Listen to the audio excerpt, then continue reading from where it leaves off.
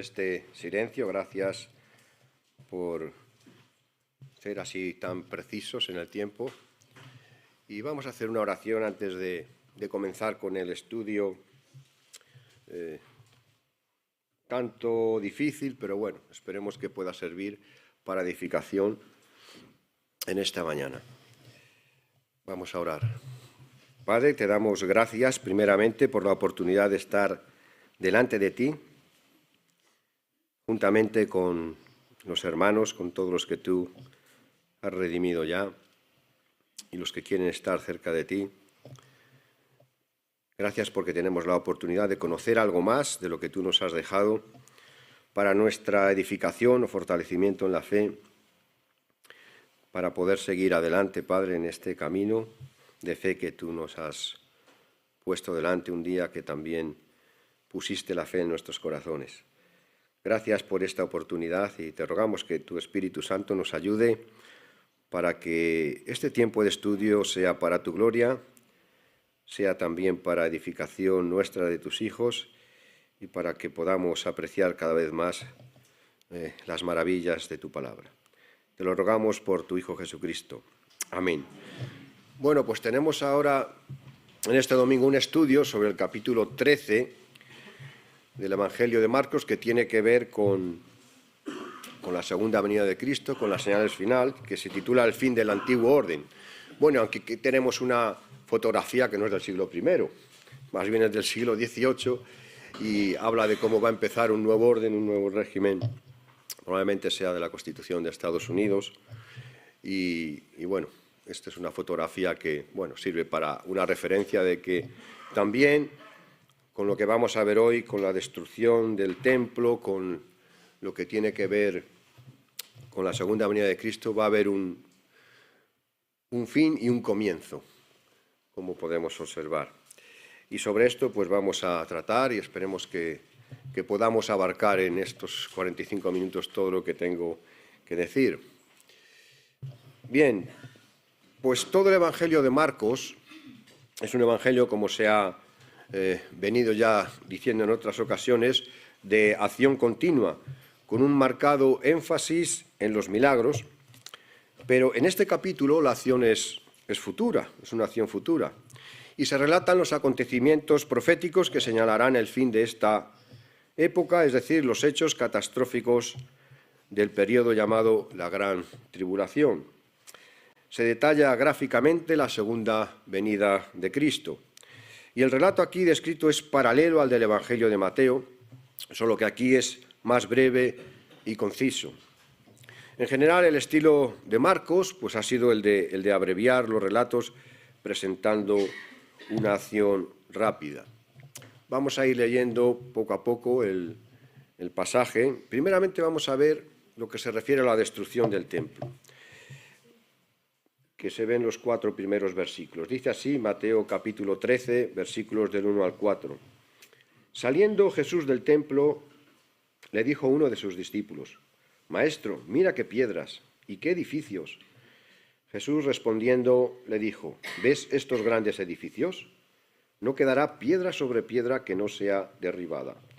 Y se sentó en el monte de los Olivos, frente al templo, y Pedro, Jacobo, Juan y Andrés le preguntaron aparte: «Dinos, ¿cuándo serán estas cosas y qué señal habrá cuando todas estas cosas hayan de cumplirse?» Pues bien, Jesús aquí ha predicho la desolación que vendrá sobre el templo, que no quedará piedra sobre piedra y que sorprende a los discípulos. Y despertó su interés por saber cuándo iba a ocurrir, claro, porque esto es un shock. Si para nosotros sería un shock que dijeran que no quedará piedra sobre piedra del edificio de la universidad, ni de la catedral, ni de la Plaza Mayor, bueno, nos quedaríamos un tanto en shock, ¿no? ¿Cómo puedes? Pues eso era el mismo efecto que causó, o más, en los discípulos esto de que Jesucristo dijera que no iba a quedar piedra sobre piedra del templo. Tremendo, pero si es el lugar, la casa de Dios, ¿cómo? Tú que eres enviado de Dios dices que no va a quedar piedra sobre piedra. Así que tal vez a nosotros nos cueste entender este shock que supuso un anuncio de Jesús, pero para un judío en aquellos días La destrucción del templo suponía necesariamente el fin del judaísmo tal como se había conocido hasta ese momento. El templo no solo mantenía unida a la nación, sino que además, como sabéis, era el lugar de encuentro entre Dios y el hombre. Allí era donde se realizaban los sacrificios que servían para hacer expiación por los pecados del pueblo, y allí era también donde todos los israelitas acudían para celebrar sus grandes fiestas nacionales. La religión judía perdía el sentido sin su templo. Los discípulos sí entendieron que esto les llevaría a un orden completamente nuevo que ellos asociaron lógicamente con la venida en gloria del reino de Cristo. Por eso dijeron en el versículo 4, ¿cuándo serán estas cosas? ¿Y qué señal habrá cuando todas estas cosas hayan de cumplirse? Muy probablemente los discípulos no entendieron en ese momento la dimensión total del cambio que llevaba aparejados la destrucción del templo, como se ve al iniciarse la Iglesia en los primeros capítulos de Hechos de los Apóstoles. Pero, sin embargo, sí intuían que había de ser muy grande el cambio, y por eso lo asociaron con la venida del reino de Cristo y el fin de un periodo. Pero en vez de fechas y muchas señales, Jesús les da advertencia acerca de los eventos futuros y exhortaciones. Nosotros ahora, con la revelación mucho más completa que el Nuevo Testamento nos aporta, hemos llegado a entender que todo aquello que anteriormente un israelita encontraba en el templo, pues ahora lo tenemos en Jesucristo. Los sacrificios que se realizaban allí han sido sustituidos por el sacrificio perfecto y único de Cristo, el Cordero de Dios, como luego queda bien explicado en la carta a los Hebreos, en el capítulo 9 y en el capítulo 10. También nuestro punto de unión como pueblo de Dios, pues ya no está en ningún lugar físico en la tierra, sino en la persona de Cristo. No hace falta que vayamos ni a Roma, ni a Jerusalén, etcétera, etcétera, porque ya hasta el mismo Dios está dentro de nosotros por su gracia en Cristo. Su Espíritu ha venido en nosotros, como bien sabéis, como decía el apóstol Pablo. ¿No sabéis que sois templo de Dios y que el Espíritu de Dios habita en vosotros? Así que al iniciarse este capítulo 13 de Marcos, notamos la admiración, en lo que hemos leído, de los discípulos de Jesús por el templo de Jerusalén. ¡Ah, qué grandes piedras! ¡Qué maravilla! Y ciertamente era una maravilla el templo de Jerusalén. Un templo que construyó Herodes el Grande para congraciarse con los judíos, sabiendo que no era persona de su agrado. Y no escatimó recursos, hasta el punto que, como se nos dice en Juan capítulo 2, versículo 20, se tardaron 46 años en construirlo. Este templo era una de las grandes maravillas del mundo del primer siglo. Sobresalía su imponente fachada, como relata el historiador Flavio Josefo de aquel tiempo, con grandes piedras de mármol adornado con oro. Todo el edificio en conjunto era espectacular. Pero cuando Jesús partió, la presencia divina abandonó el entonces lugar sagrado, y el templo, junto con su organización religiosa, quedó condenado a la ruina. Cuando los discípulos llamaron la atención de su maestro sobre el esplendor arquitectónico, recibieron una contestación muy diferente de la que esperaban. Jesús no valora las cosas por su apariencia, sino que Él mira el corazón de las personas. En 1 de Samuel, capítulo 16, versículo 7, ya Dios le dice a Samuel que no mirase la apariencia de los hombres cuando tenía que buscar rey. Porque dice, Dios no mira lo que mira el hombre mira solamente lo que viene a través de sus ojos, pero Dios mira lo que hay en el corazón. Así que para Cristo aquella hermosa construcción no lograba ocultar la maldad de la nación ni de sus líderes religiosos, los cuales abandonaron la piedad y utilizaron el templo para reforzar su poder e intereses en vez de usarlo para enseñar la palabra de Dios al pueblo. De ahí que las palabras de Jesús acerca del templo son palabras de juicio y condenación. Probablemente nosotros no seamos capaces de imaginarnos la estupefacción que les causó a los apóstoles escuchar de Jesús que no quedaría piedra sobre piedra que no sea derribada del templo, porque todo aquello no era nada sin la presencia de Dios dentro de él. Y como Cristo mismo había denunciado, aquel lugar había dejado de ser la casa de Dios y se había convertido en una cueva de ladrones dirigida por los líderes religiosos de Israel.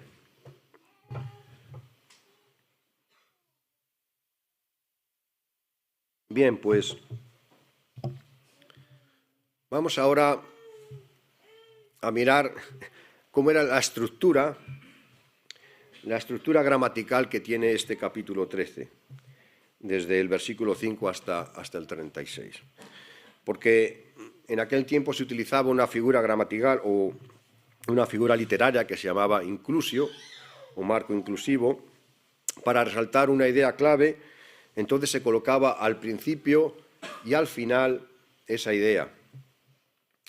Y bueno, era una herramienta pues para subrayar temas esenciales. Entonces aquí lo que hace Marcos pues es, utilizando pues esta forma gramatical, esta figura literaria que ahora para nosotros pues no la usamos y nos parece un tanto extraña, ¿no? Entonces primero empieza hablando de la destrucción del templo y la caída de Jerusalén, desde el versículo 1 hasta el 13.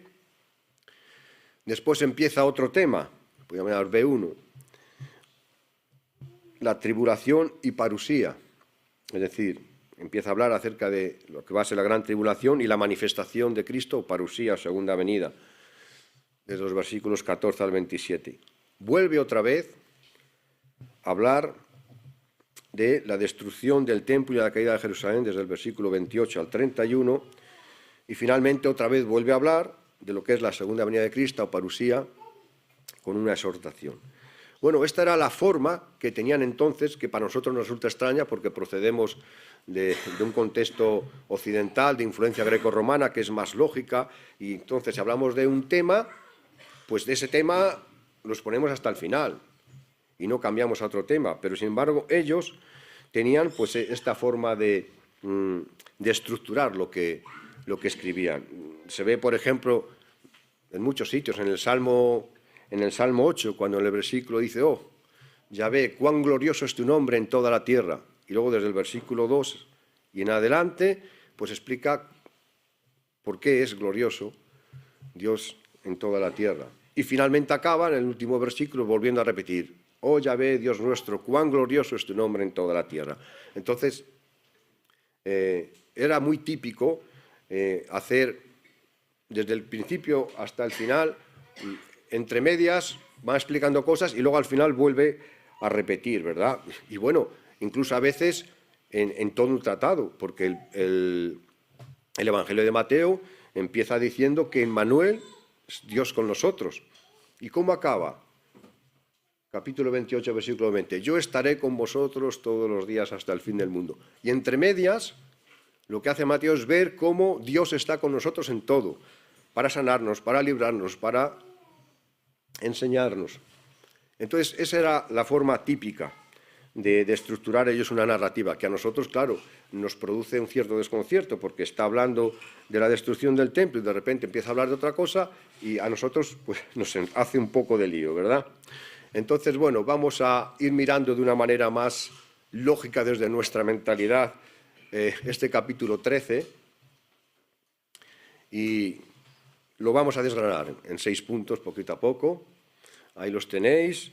En primer punto, los versículos del 5 al 7, un panorama de esta época, la persecución que precederá a la gran tribulación, la profecía de la gran tribulación, la proclamación de la segunda venida de Cristo, la parábola de la higuera y el programa para el pueblo de Dios, algo que al final nos deja el Señor Jesucristo de cómo debemos tener nosotros la actitud adecuada, entre tanto que el Señor viene.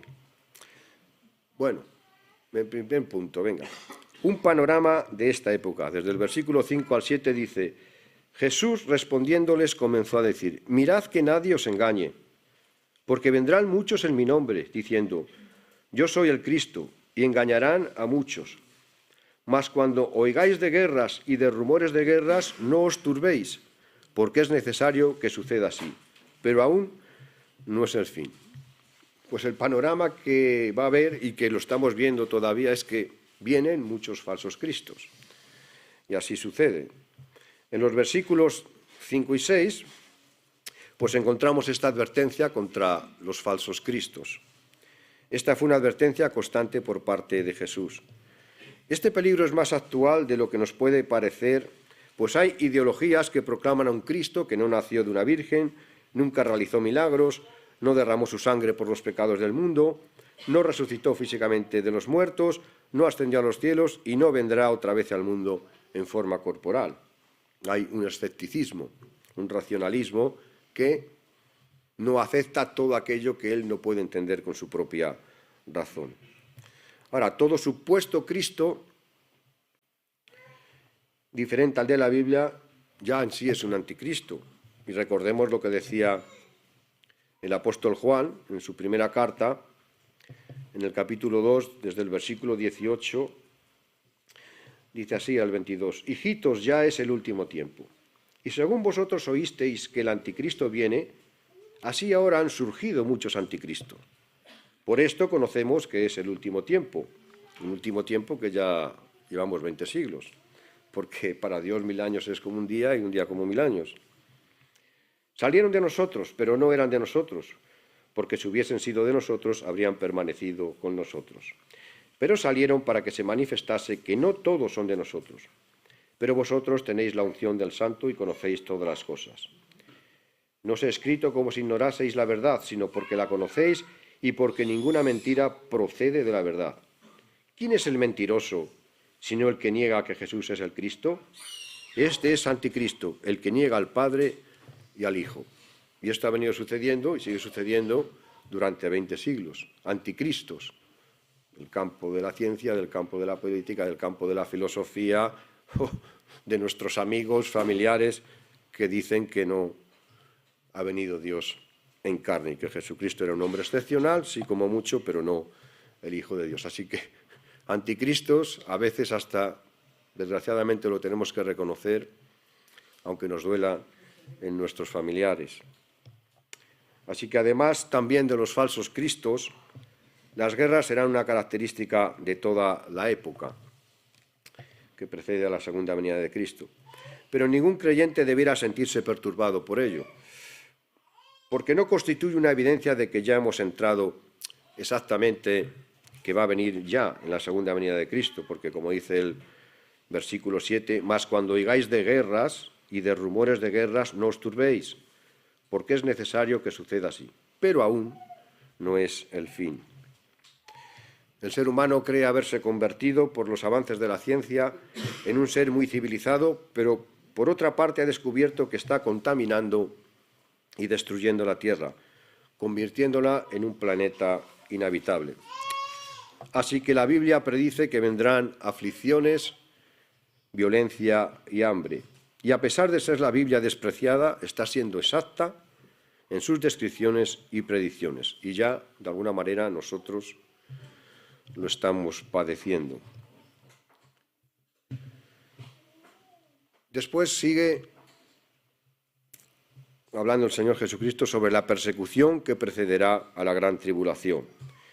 Dice así desde los versículos del 8 al 13. «Porque se levantará nación contra nación y reino contra reino, y habrá terremotos en muchos lugares, y habrá hambres y alborotos, principios de dolores son estos. Pero mirad por vosotros mismos, porque os entregarán a los concilios y en las sinagogas os azotarán, y delante de gobernadores y de reyes os llevarán por causa de mí, para testimonio a ellos. Y es necesario que el Evangelio sea predicado antes a todas las naciones. Pero cuando os trajeren para entregaros, no os preocupéis por lo que habéis de decir, ni lo penséis, sino lo que os fuere dado en aquella hora, eso hablad. Porque no sois vosotros los que habláis, sino el Espíritu Santo. Y el hermano entregará a la muerte al hermano, y el padre al hijo, y se levantarán los hijos contra los padres, y los matarán. Y seréis aborrecidos de todos por causa de mi nombre, mas el que persevere hasta el fin, éste será salvo. Jesús, pues, dijo que las calamidades no eran una señal en específico del fin, sino que son principio de dolores, que literalmente viene a significar en aquel contexto principio de labores de parto. También Jesús dijo a sus discípulos que estuvieran preparados para la persecución que vendría en contra de ellos antes del fin. Esta persecución no era señal del final exactamente, pero se debería esperar. Asimismo, el Evangelio debía de salir hacia todo el mundo. La persecución no descarga a la Iglesia de la responsabilidad de transmitir el Evangelio. Y yo con respecto a esto quedo admirado, impresionado por el apóstol Pablo, porque vemos en Hechos capítulo 14 cómo es apedreado en la localidad de Listra, y después de ser apedreado, que le dan por muerto, él se reanima y al día siguiente sale para otra ciudad a predicar el Evangelio. Cuando eso es un shock tan fuerte, si has estado a punto de morir o te han dado por muerto, que necesitarías un tiempo de recuperación psicológica para poder de nuevo volver a hacer lo mismo, si es que luego te atreverías a hacerlo. Pero no solo eso, sino que luego vuelve otra vez a Listra, al lugar donde le habían apedreado, cuando uno suele huir de los lugares que le han causado una impresión o algo negativo, y sin embargo él vuelve. O sea, eso es una señal clara de que el apóstol Pablo estaba completamente lleno del Espíritu Santo, porque al Espíritu Santo no lo puede parar nadie. Y esa es una de las señales de que una persona está llena del Espíritu Santo. No tanto de que haga movimientos extraños por aquí y por allá y que se caiga al suelo, sino que no para de dar testimonio de Jesucristo, esté en las condiciones que esté. Así que no descarga la persecución nuestra responsabilidad de llevar el Evangelio, porque con que solamente una persona se salve de morir eternamente ya es un gran triunfo, y Dios esto lo valora mucho. También Jesús dijo a sus discípulos que no se preocuparan sobre lo que debían decir cuando tuvieran que dar una respuesta por ser seguidores de Jesús. En ese momento el Espíritu Santo les daría las palabras que debían de decir. Y un poderoso ejemplo de este principio se encuentra en Hechos de los Apóstoles, en el capítulo 4, donde Pedro y los otros discípulos hicieron una dramática proclamación de Jesús delante de un Sanedrín hostil, delante de todos los gobernadores y los poderosos de aquel tiempo en la sociedad judía. Los seguidores de Jesús, pues debiéramos esperar también los más dolorosos tipos de rechazo y traición, como son los rechazos familiares. Y esto hoy en día lo están experimentando sobre todo muchos cristianos en diversas partes del mundo, aunque algunos o muchos de nosotros en menor escala también lo hayamos tenido que padecer. Asimismo, las guerras y rumores de guerras no deben extrañar, puesto que si el mundo ha rechazado al príncipe de paz, la consecuencia son los disturbios y guerras de todas clases. Los hombres son incapaces de asumir su inutilidad para alcanzar la paz sin Dios. El hombre sin Dios no tiene paz consigo mismo, ni tampoco con sus semejantes, así que cualquier razón es válida para un enfrentamiento. También habrá hambre, que para empezar es una consecuencia inevitable de las guerras, aunque por supuesto no son su única causa. Los terremotos, al igual que otras tragedias, guardan relación con el pecado del hombre. Todo ha quedado desequilibrado por causa de nuestra rebelión respecto a Dios. Ya la tierra no es perfecta como lo era en su creación original, un equilibrio completo. Y aunque este periodo que Cristo describe aquí está caracterizado por este tipo de catástrofes, finalmente, cuando se aproxime el momento de su segunda venida, habrá un terremoto de una magnitud desconocida que será acompañada por otra serie de fenómenos en el cielo. Bueno, esto se ve en Apocalipsis 6, versículos del 12 al 14, que hace referencia sobre esto. Dice que miré cuando abrió el sexto sello, y aquí hubo un gran terremoto, y el sol se puso negro como tela de cilicio, y la luna se volvió toda como sangre. Y las estrellas del cielo cayeron sobre la tierra como la higuera deja caer sus higos cuando es sacudida por un fuerte viento.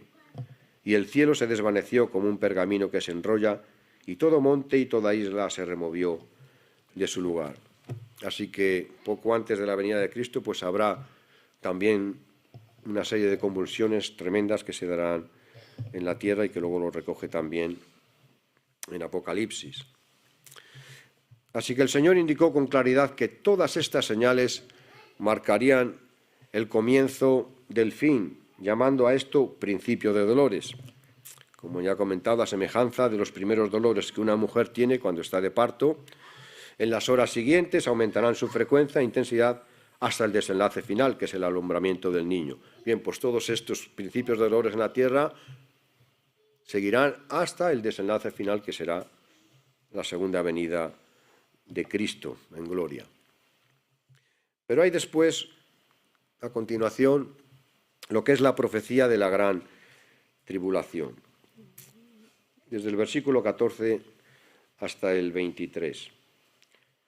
Pero cuando veáis la abominación desoladora de que habló el profeta Daniel, puesta donde no debe estar, el que lee entienda, entonces los que estén en Judea huyan a los montes.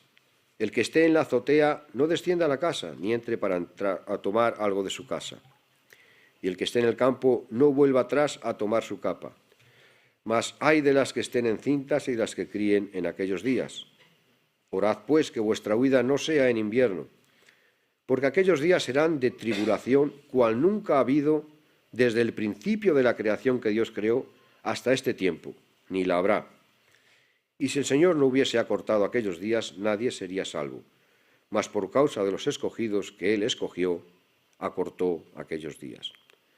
Entonces, si algunos dijere, mirad, aquí está el Cristo, o mirad, allí está, no le creáis, porque se levantarán falsos cristos y falsos profetas, y harán señales y prodigios para engañar, si fuese posible, aún a los escogidos. Mas vosotros mirad, os lo he dicho todo antes. Bueno, pues otra señal, lógicamente, de este periodo sería la destrucción de Jerusalén y del templo. Y esto mismo había sido anunciado ya por el profeta Daniel con anterioridad. En Daniel 9:26, por ejemplo, se dice: y después de las 62 semanas se quitará la vida al Mesías, mas no por sí. Y el pueblo de un príncipe que ha de venir destruirá la ciudad y el santuario, y su fin será con inundación, y hasta el fin de la guerra durarán las devastaciones. Así que estaba bien claro, aparte que dice, y se quitará la vida al Mesías. Luego entonces se está diciendo que el Mesías tenía que venir como hombre. Se quitará la vida al Mesías. Así que la profecía está muy clara, juntamente con respecto a Cristo, también que tenía que venir el Hijo de Dios en forma humana, de Isaías 53. Bueno, de hecho, no es de extrañar que ya hoy en día muchos judíos están viendo esto tan claro que hay una gran cantidad de judíos que se están convirtiendo en base a estas profecías, tanto de Daniel 9:26 como Isaías 53. Bueno, esta profecía tuvo varios cumplimientos. El primero ocurrió en días de Antíoco Epifanes, que vivió entre el año 215 y 163 a.C. El segundo fue realizado por los romanos, como ya nos queda más constancia, en el año 70 después de Cristo, y aún habrá un tercer cumplimiento en un periodo de angustia sin precedentes antes de la venida de Cristo, como nos ha expuesto aquí, que aquellos días serán de tribulación, cual nunca ha habido desde el principio de la creación de Dios, que Dios creó hasta este tiempo, ni la habrá. Y hay un propósito en este cumplimiento múltiple. De manera que el primer cumplimiento sirve como un modelo reducido o prototipo del pleno cumplimiento que vendrá al final. Pero el profeta Daniel no solo había anunciado la destrucción de Jerusalén y el templo, también había profetizado que ocurrirá algo que describe como la abominación desoladora, y a la que Jesús aquí también se refirió en su enseñanza, que aparece en Daniel 11:31 y en Daniel 12:11. Bueno, ¿a qué se refería esta abominación desoladora? La frase describía lo que hizo años después este Antíoco Epifanes, que se creía lo más, de hecho Epifanes significa Dios manifiesto, cuando en su determinación por erradicar la religión judía y establecer la manera de vivir de los griegos, pues entonces este Antíoco Epifanes era el que gobernaba toda la zona de Israel, como digamos, descendiente en cuanto a gobernante de lo que sucedió después de la muerte de Alejandro Magno, que conquistó toda esa parte. Bueno, pues todos los descendientes, bueno, los que se quedaron con ese territorio, los 4 generales, más luego los que siguieron a esos 4 generales, uno de ellos, Antíoco Epifanes, estaba gobernando esa zona de Israel y quería que la cultura griega fuera la que predominase y erradicar la cultura judía, ¿verdad? Pues en esa propuesta, pues llegó a profanar el templo, ofreciendo sobre él un cerdo y poniendo en el lugar santo una gran imagen de Zeus a la que los judíos eran obligados a adorar. Bueno, esto fue lo que llevó acto seguido, en la rabia que dio a los judíos, pues la rebelión llamada de los macabeos, una guerra tremenda que al final lograron vencer a los griegos y lograr de nuevo que se estableciera la cultura judía sin ningún problema. Bien, pues Jesús profetizó algo similar acerca de esta abominación desoladora a lo que había hecho Antíoco Epifanes y que volvería a ocurrir en el futuro. El apóstol Pablo pues, nos da algunos detalles adicionales sobre un personaje que se levantará al final de este periodo y que será la encarnación del mal. Y algo semejante a lo que hizo Antíoco Epifanes. Pues en 2 de Tesalonicenses,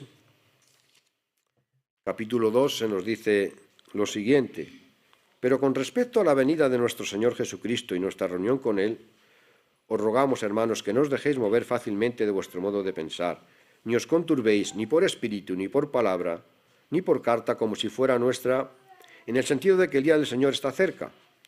Nadie os engañe en ninguna manera, porque no vendrá sin que antes venga la apostasía y se manifieste el hombre de pecado, el hijo de perdición. Todavía ha de venir un anticristo final tremendo.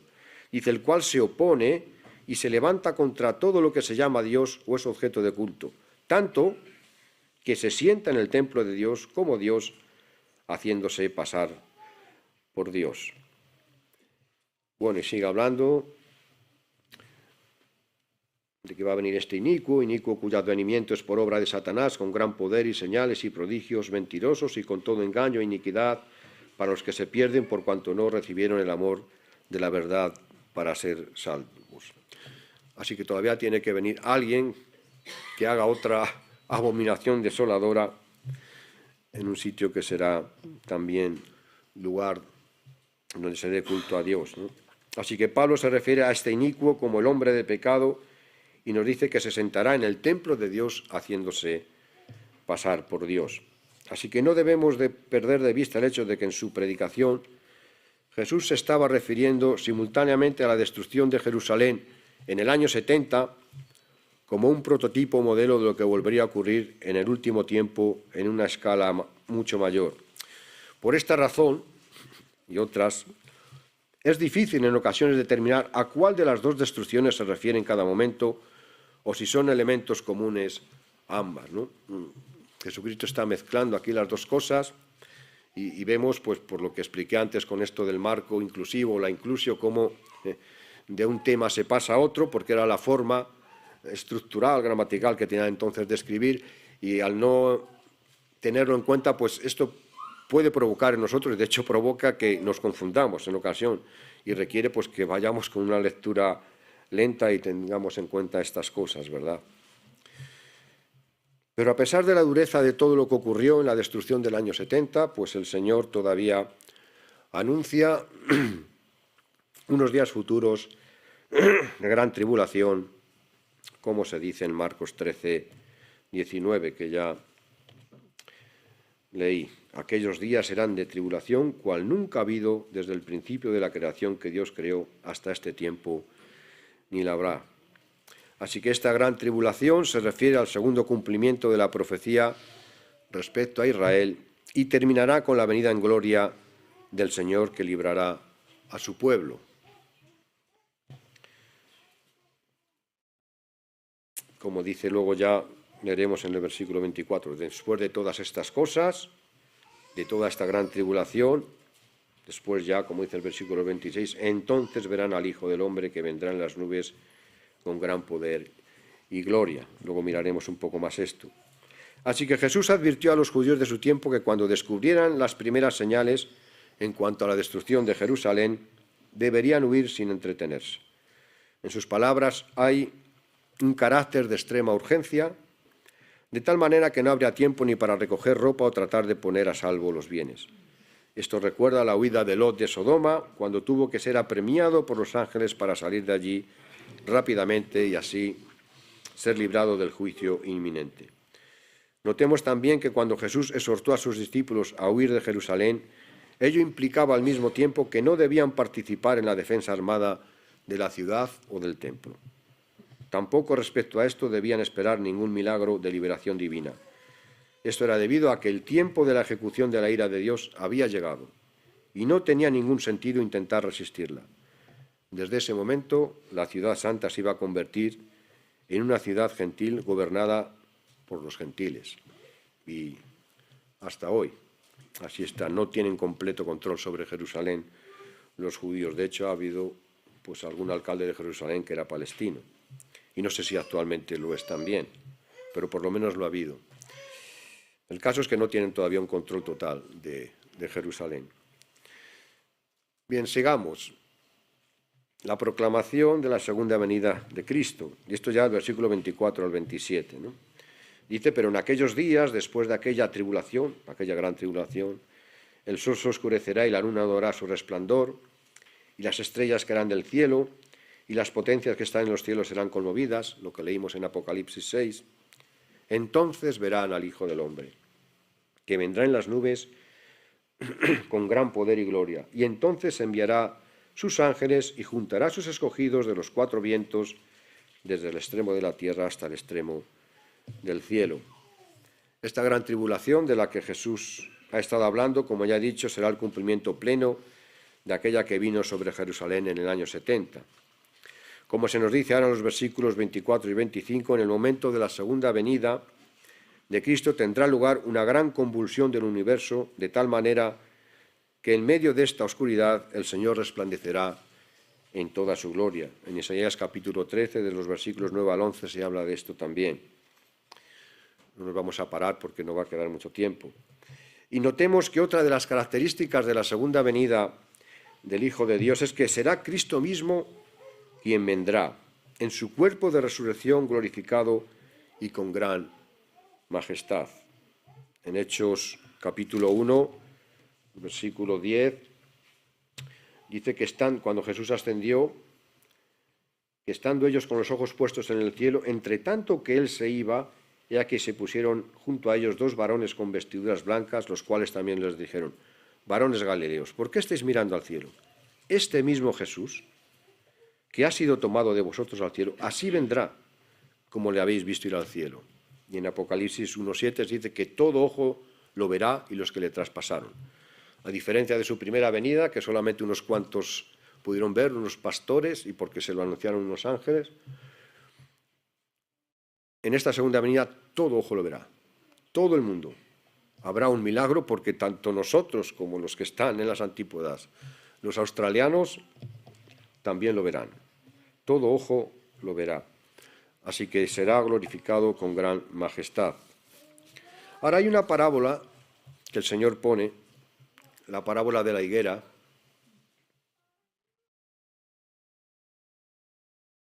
No sé si ahora algo ha ocurrido que parece que no sale en pantalla. Vamos a ver, ahora. Cuando vemos que los árboles les salen las hojas en la primavera, pues sabemos dos cosas, ¿no? Con toda seguridad. Una, que se aproxima el verano, no tardarán mucho los días en prolongarse y ser cálidos, y el tiempo frío habrá quedado atrás. Y segundo, pues es seguro y nada lo va a impedir. Y cuando aparecen las ramas en los árboles, pues no hay duda de que va a llegar el verano, ¿verdad? Jesús dice que podemos sacar la misma conclusión al ver los acontecimientos que destaca y que van a pasar. Y esto es seguro por lo que dice en el versículo 31. El cielo y la tierra pasarán, pero mis palabras no pasarán. Así que todo lo que Jesús ha dicho, todo lo que está en las Escrituras tiene que cumplirse. Pero ninguna de las señales anteriormente indicadas permite fijar fecha alguna, pues Dios Padre no quiso revelarlo, entre otras cosas, para exhortarnos a la vigilancia, a la perseverancia y a la fidelidad en el servicio. Jesucristo no tenía asignada en su misión como siervo de Yahvé la declaración de fecha alguna. Sí la sabe como Dios, que es uno con el Padre, pero no estaba asignado en su ministerio terrenal declararla. Este silencio pues, nos mantiene en un estado de vigilancia, oración y servicio, que es nuestro cometido. Recordemos las palabras de Jesús antes de su ascensión. Dice que no os toca a vosotros saber los tiempos y sazones, pero recibiréis poder y me seréis testigos. Esa es nuestra misión ahora, no tanto el de preocuparnos de cuándo exactamente vendrá, cuándo será el día y la hora, sino qué debemos de hacer mientras llega ese momento. Así que la mejor forma de demostrar que estamos listos para su venida es ocupándonos en su servicio, cumpliendo de manera responsable con la tarea que se nos ha asignado de acuerdo a los dones recibidos. Es decir, tanto el testimonio de Jesucristo como la edificación de su Iglesia es nuestro cometido ahora. Y una última consideración sobre la palabra generación que aparece en el versículo 30. De cierto os digo que no pasará esta generación hasta que todo esto acontezca, la cual puede referirse en primer lugar a la generación que vivía en aquellos días, pero el término que se traduce por generación también puede significar raza, y entonces dejaría la idea de que la nación de Israel estará conservada hasta su segunda venida, que es probablemente a lo que más se refiere aquí, ¿no? Porque no todo ha pasado ya, no pasará esta generación hasta que todo esto acontezca. O sea que pasó esa generación, pero no aconteció todo. Así que probablemente el término generación se esté refiriendo a que no pasará esta raza, no pasará este pueblo hasta que todo esto acontezca. Bueno, pues finalmente tenemos un programa, el programa para el pueblo de Dios. Desde los versículos 34 hasta el 36, se puede incluir el 37 también, y hace una nueva parábola, que podríamos titular Parábola del Señor de la casa, que complementa la parábola de la higuera y nos motiva a la vigilancia. Dice así: es como el hombre que, yéndose lejos, dejó su casa y dio autoridad a sus siervos y a cada uno su obra, y al portero mandó que velase. Velad, pues, porque no sabéis cuándo vendrá el Señor de la casa, si al anochecer, o a la medianoche, o al canto del gallo, o a la mañana, para que cuando venga de repente no os halle durmiendo. Y lo que a vosotros digo, a todos lo digo, velad. Así que la anterior parábola de la higuera nos sirve para entender cuándo está ya cerca la segunda venida de Cristo, aunque no se pueda saber el día y la hora exactas. Pero con esta última parábola, la del Señor de la casa, entendemos cuál ha de ser nuestra actitud antes de la venida de Cristo, enfatizando la idea de vigilancia y oración. En base a esta parábola, pensemos en lo que nos ha dejado el Señor Jesús. Dice que nos ha dejado su casa. Es como el hombre que, yéndose lejos, dejó su casa, que es la Iglesia, que le pertenece a Él, pero la confía a cada uno de nosotros para que la cuidemos. Y nos ha dejado su autoridad. Dice, y dio autoridad a sus siervos. Debemos de vivir y servir en la autoridad del Señor Jesús, con la responsabilidad que ello conlleva. Y además nos ha dado un trabajo, dice, y a cada uno su obra, y al portero mandó que velase. Cada uno de nosotros, como siervos, tenemos una obra o trabajo en su casa, la Iglesia, que realizar. Y somos responsables ante el Señor de la obra o ministerio que realizamos. Porque mal asunto para nosotros si nos haya durmiendo y no trabajando en su segunda venida, ¿no? De ahí que dice el apóstol Juan que cuando venga se manifieste no huyamos de él avergonzados, porque estamos haciendo lo que debemos hacer y que las cosas de este mundo no nos dejan apartados de cuál es nuestra responsabilidad. Tenemos que ocuparnos de la Iglesia, la casa del Señor, con responsabilidad, con la autoridad que nos ha dejado, y cada uno hacer su trabajo, su obra, de acuerdo a los dones que ha recibido. Y que estemos en ello para que cuando venga, cuando sea, no nos halle durmiendo o haciendo el vago sin hacer nada, y que, como dice Juan en esa carta, huyamos de él avergonzados. O aunque no nos toque en la segunda venida, que cuando estemos delante de su presencia vayamos un tanto avergonzados, porque somos conscientes que mientras estuvimos aquí en la tierra, pues no hicimos lo que debíamos de haber hecho. Así que pueda decir el Señor Jesucristo de cada uno de nosotros: bien, buen siervo, fuiste fiel en lo poco, yo te pondré sobre mucho. Así que bueno, hasta aquí el estudio, justo un poco apretado porque había muchas cosas que decir. No obstante, si alguien tiene alguna pregunta, pues podemos hablar, puede hacérmela después. Si el Señor me ha dado la respuesta, bien, si no, pues habrá que tener paciencia. Pero cualquier cosa que queráis después hablar, por cualquier duda, pues por favor no os la quedéis, porque conviene siempre en todo tener las cosas lo más claras posibles, ¿verdad? Muy bien, pues esto es lo que tenía para compartir con vosotros y aquí lo dejamos ahora para empezar el tiempo también de comunión, tomando un café y compartiendo los unos con los otros. Vamos a orar.